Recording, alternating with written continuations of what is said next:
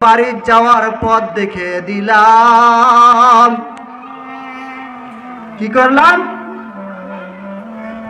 এই মজলিসটার এত দাম, যদি কোনো ব্যক্তি এই মজলিস শুরু থেকে শেষ পর্যন্ত থাকে আর মজমা শেষ করে চলে যায়, তাহলে সে যত গুনাহগারী হোক না কেন, আমি আল্লাহ তার সমস্ত গুনাহগুলিকে মাফ করে নিষ্পাপ হিসাবে পৌঁছিয়ে দিব।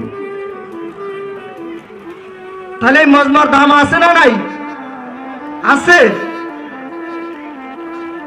তা আমরা যারা এখনো পথে ঘাটে বাড়িতে আসি, তাদের তো দাম নেই। তাদের কাছে কি নাই? দাম নাই। তারা আমরণের গোড়া খাইছে না? আমরণের গোড়া খাইছে তো, ঠিক কি না? যে তারা আল্লাহর কাছ থেকে গ্যারান্টি নিয়ে আসছে জীবনে আমরা কখনো মরবো না, জান্নাত জাহান্নাম দেখার তো সুযোগ আমাদের হবেই না। কিসের জন্য এই মজমে আমরা যাব? হে মুসলমান ইমানদার আল্লাহর গোলাম,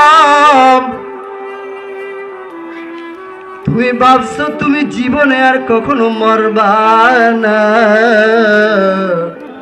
কিন্তু না না না, তোমার একদিন না একদিন তোমার মৃত্যুবরণ করতেই হবে। যদি তোমার মৃত্যুবরণ করতে হয়, তাহলে এই মজমার দাম বুঝে তোমাকে মজমায় শামিল হতে হবে।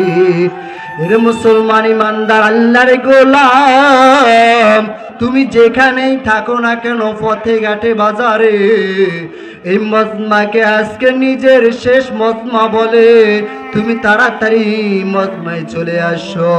এর কারণে তোমাকে আল্লাহ নাজাত দিয়ে জাহান্নামের দপ্তর থেকে নামটা কেটে জান্নাতের দপ্তরে তোমার নাম লিখে দিবে। হে মুসলমান ইমানদার আল্লাহর গোলাম, শুধু এই বলে শেষ করো না যে তুমি নিষ্পাপ হয়ে বাড়িতে চলে যাবা।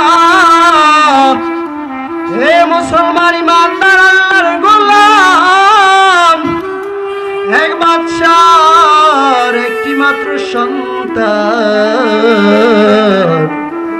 তার রাজত্ব মরে যাওয়ার পরে তার রাজত্ব ধরে রাখার জন্য আর কেউ নাই। একটি মাত্র সন্তান,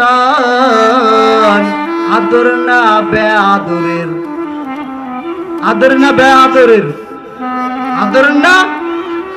এক সন্তান যার, তার আদরের কোনো সীমা থাকে?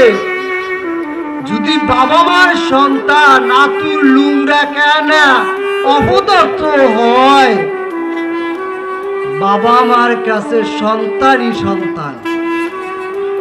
সন্তানই কি? সন্তান। নাক নাই, নাক নাই, মুখের লালা যথার্থ পরে কি নাই? নাক নাই, জন্মগতই নাকটা নাই কাটা। মুখের লালা সর্বদাই অজস্র পরে। যদি আপনার আমার কাছে খানা খাওয়ার সময় সে